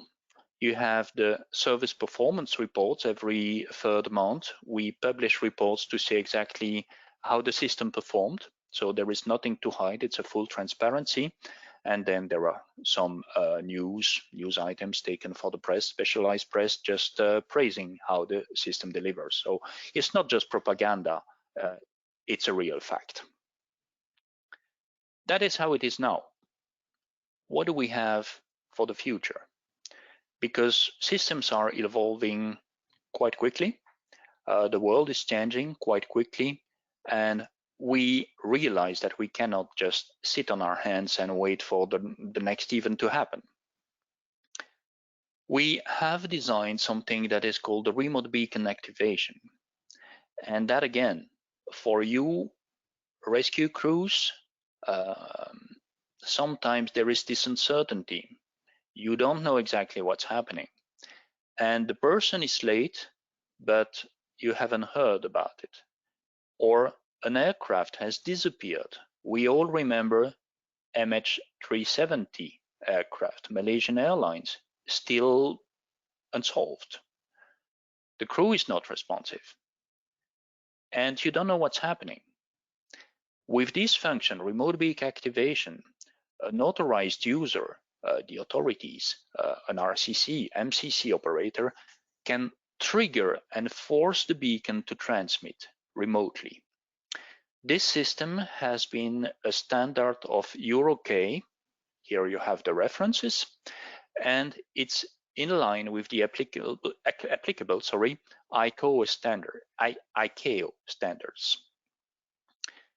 So if we look in details, and I will go very quickly here for aviation because aviation is not exactly the theme for tonight. You have the accredited user and the Rescue Coordination Center, the Air Traffic Service Unit, they all are accredited user. There is distress phase. So a plane stopped responding, disappeared from the radars, you don't know what's happening, there is no emergency signal, no mayday call, whatever. They can request to the service facility, to the Galileo service facility, to activate the remote beacon. Activation is done, so the beacon is forced remotely to transmit. When it starts transmitting, then it's the normal tracking by the COSPAS-SARSAT network, and the SAR response can be initiated if need to be. At the same time, again, national authority is informed. On the maritime, well, it's about the same. There is just one more step, is that you have to verify first the MRCC, so the Maritime Rescue Coordination Center has to verify if the Epirb can be remotely activated. And then it's the same dance again. There is an overdue vessel, the authorized user is contacting the Galileo service provider, there is a remote activation, the beacon starts transmitting, the distress message is emitted by the beacon, it's tracked by COSPAS-SARSAT, and the rescue operation can be initiated if needed. National authority is informed. On the PLB, it's a bit of a different story. And I think that many of you will be quite interested by this. The authorized users for the moment are the SAR forces or national authorities equipped by PLBs. We have seen in 2017 a very tragic event in Ireland. The helicopter Rescue 116 was coming back from a rescue mission and crashed in the sea. If I remember well, only one of the crew members survived. The others were recovered, unfortunately dead or simply missing.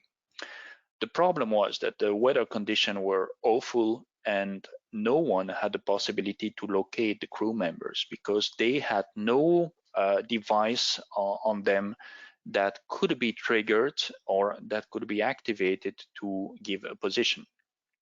In this case, a remotely activated PLB could maybe have made the difference by helping the rescuers to locate the wounded before, unfortunately, they would die. But there is more, because the authorized user will manage a register set of beacons and will have visibility only on their own set of beacons. So there is no way to spy on the competitors in this. And they would be able to activate or deactivate via the Galileo interface. So you will tell me, okay, we are SAR forces, we have a PLB for our own safety, good, but what's the point then? Well, the point is that you could be, you SAR crews or you park managers, you could become authorized users and have a set of beacon. So just imagine, if you can find a way that hikers entering your park are equipped with a PLB, you lend them, for example, a PLB that is remotely activation. Well, if that person would be late or would disappear or would just not respond in time to the family or whatever, you as the park manager, as the SAR crew, you would have the possibility to immediately activate that beacon remotely, force it to transmit, and have an idea where that disappeared person could be. It's a game changer. It's really something that needs a procedure to be put in place, but I see a very bright future in that. We have more in CHOP. I heard a lot from Ed and Michael that they need information. They need information to assess the situation. They need information to know how many people are they wounded, is there a dog, etc., etc. That's something normally you cannot do with a PLB. But we have, for the moment in development, a project called Serenity. It was funded by the European Union under Horizon 2020, and it will give the possibility to the RCC, to the rescue crews, to, let's say, talk, even if talk is not exactly the right word, but to communicate and exchange information with a PLB. So the idea is actually like this. You have a distress beacon and sending a message to the satellite, as usual, copy paste to the Mailits, confirming a position to the MCC, and then it changes a bit. Not only you have the usual signal going to the RCC, but also this RCC can activate the question information request through an interface. And this question and information is sent through the return link service of Galileo to the Galileo infrastructure, uploaded in C-band to the satellite, passed to the beacon. And then it is displayed on the screen on the beacon. And if there is more information needed, we go around for another loop. What kind of question? Well, as I heard before, mainly the type of distress. What's the problem? Are you sinking? Are you burning? I mean, did you fall? Broken ankle? How many people? How many people are wounded? Other question or guidance. You can send a message saying, oh, well, stay where you are. Don't move. It's not free text. We will see that immediately.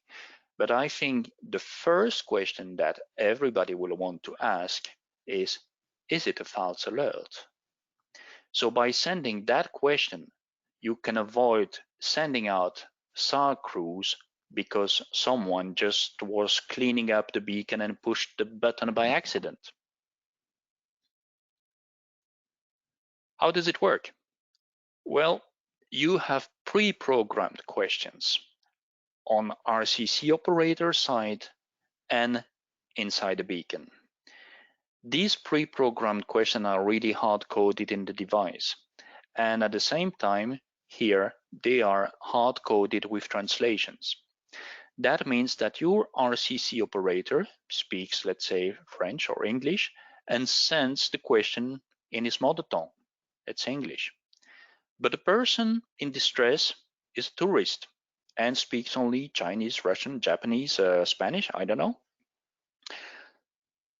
Will receive the question in his own language because the translations are hard-coded in the device.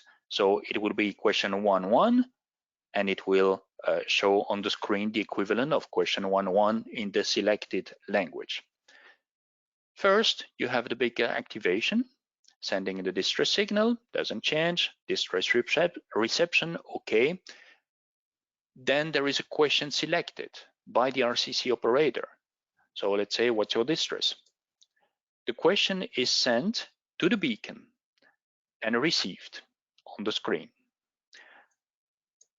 The user is selecting through buttons the answer that is the best fitting to the question or that reflects the best the situation, sends the answer back, and the answer is received. If you have guidance or another question, well, then as an RCC operator, you select another question or you select guidance tips.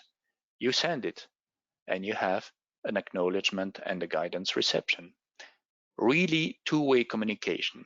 This system is currently under development.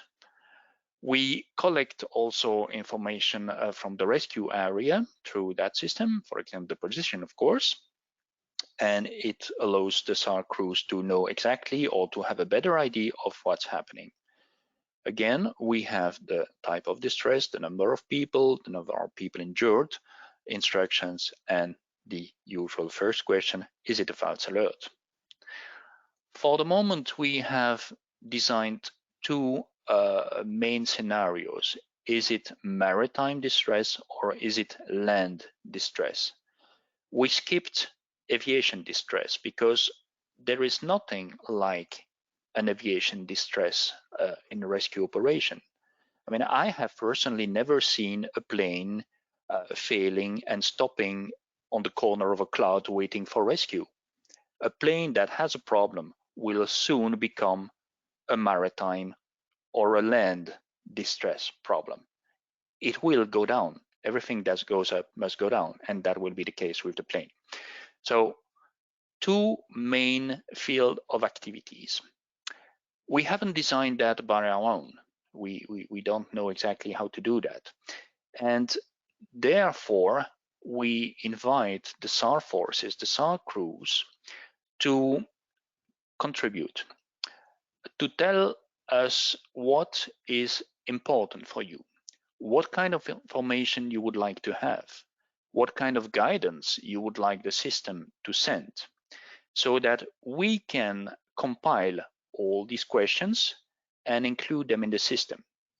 For the moment, we have received quite a lot of information from maritime operators, also because Europe has a lot of coasts, but we lack a bit, I must say, information for outdoors. So all of you who want to contribute for that are invited to participate to this consultation. It's still ongoing. I mean, the link is still open.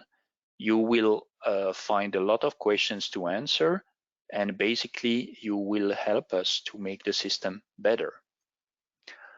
As you are very kind to listen to me tonight, this is a view of the prototype. So you can see you have the antenna zone here on the top to receive the signal from the satellite. You have a screen here. You have 3 LEDs, transmitting, receiving, and question arrived. And you just have 4 buttons. The first button being, of course, for activating the system, then 2 arrows to select your answer and 1 to confirm. This is just a prototype. We hope to make a lab demonstration before the summer to ensure that the system works. And then, as I said before, we just don't say that the system works, we prove it. And by the end of the year, we will perform a live demonstration. And live demonstration has become quite of our specialty. We did that 3 years ago, I think, or 2 years ago, with the performance of the beacons. So we said we have the fastest and the most accurate SAR beacons in the world. We took a social media influencer, her name was Tara Foster. We kicked her in a life raft out at sea with a beacon, and we say now, okay, there you are, activate, and we'll see how the system reacts. The whole operation was broadcast live on social media, so to ensure everybody that we were not cheating. You still can find a video. It's called Operation Sharkbait. It's on Twitter, it's on YouTube, it's wherever. And we had an amazing result of 3 minutes 38 seconds to have her position computed and to have the SAR force alerted. We intend to do the same with the two-way communication, as I said, probably before the end of the year, just to show that the system is designed, the system is ready to go into production, and now it's only a question of the industry to pick up the project and produce the systems. Some additional resources, because I know that a lot of you like to read. We have the Galileo Service Center, GSC, that is publishing the service status performance documentation. You also have, and I think about you, Michael, here, access to Galileo Help Desk. If you want to integrate Galileo in some programming, they will be able to help you. And there is, of course, the support to developers. Just you're not alone using Galileo. You're not alone in the SAR world. You're not alone in any kind of world. On the address www.usegalileo.eu, you can find a list that is regularly updated with all the devices that are Galileo enabled, Galileo compatible. Just an example, iPhone. Did you know that iPhone are Galileo enabled since model 6S? That is quite a long time ago. And it works, and you don't see it because the chip is actually integrating the signals of GPS, of Galileo, of some other constellations. That is, for my part, what I had to present about the future of space technology, of space assets, and of European space assets. I talk a lot about Europe, but this is really a global endeavor. We don't focus on Europe. We focus on one and only one thing, especially for the SAR, is bring you back home. I think, and that will be the word of the end, the best compliment we got was from a SAR force commander who said, well, thanks to Galileo, our rescuers are safer because there is a higher precision, there is a better speed, the person in distress does not drift that long, and so our people are less long exposed in the danger zone. Thank you for your attention. Thank you so much for your presentation, Claude. That was so interesting. I just learned so much about satellite technology. I do have one question from Scott. Scott is saying, just to confirm, RLS is only available where Galileo satellites exist Europe for now. Any idea when it may be available for Canada? Well, I have a good news for the whole world, actually. Galileo is a global system, so RLS is available wherever on the globe. You just need to have the beacon that is RLS enabled, and that might be the most complicated part, because we realize that the industry is producing a lot of those and they are sold out even before they reach the shops. So I think it's a very good indicator that there was a demand of the people to be reassured. That's why in French we call it signal de réassurance, just to know that their signal has been received. So Canada is definitely cooperating on RLS. The beacon should be available. Some brands are Orolia, the Fast Find RLS. You have Jotron, you have ACR Artex just joined recently with a RLS enabled beacon. So there is no limit. System is there, just use it, it's free. Well, thank you so much for your time and your just amazing information that we learned this evening. We really appreciate the time. And now Sandra's going to pop on, and I believe we have some little extras for everybody from our friends at FatMap. So once Sandra starts introducing it, I will let you guys know what we've got here. Thank you, Claude. Personally, from me to you, it's been a pleasure, man. This is Natasha and I were texting during your session, and we were saying we could just have a session with you. Each one of you could have your own evening. I tell you that. So you weren't kidding when you said you could fill our ears, and ours are overflowing right now. So Thank you for having me. My pleasure. My pleasure. I'm sure we'll be in touch again, actually. Anytime. Thank you. And some great feedback. You know, I'm not sure if you get to see it. It says, this is a great presentation. What a great night. Search and rescue groups from all over the province made tonight their training night to hear yourself, Michael and Ed. You know, they were glad to stick around, and I think we've all walked away with a wealth of knowledge tonight. So grateful, super grateful. Claude, I really appreciate you getting up super early. Hopefully you can have that coffee now or go back for a nap. Not just sure what's going to happen there, but well, you know, maybe I'm not that young to go out on the field with you anymore, but the spirit is still there. When duty calls, you respond. Well, and we felt your spirit tonight. There's no question. Again, from our entire BC AdventureSmart team, Claude, thank you for joining us all the way from Belgium. And I can speak for all of our attendees, which at our height, I think was about 260. We had an awesome turnout. And as we kind of conclude our evening, and thank you again for everyone sticking around for the whole evening, Natasha's going to put up a screen here. Thanks to all the SAR volunteers. I scrolled through there. I could see where you were sitting tonight. Sparwood, Nelson, Kimberly, just named you, Penticton. I know a bunch of those names. So thank you from myself and my team. And if there's any other questions that you want to fire us, we can get Claude, Michael, and Ed to answer them for you. I send that to info@adventuresmartbc.ca. Last but not least, here's your offer for those that stuck around. Take your phone, go to your camera mode, and right over that QR code, FatMap has offered you a 1-month membership for their Explore membership. You know, they have some exciting features to their FatMap there: unlimited offline map downloads, custom terrain tools. You can see the list there.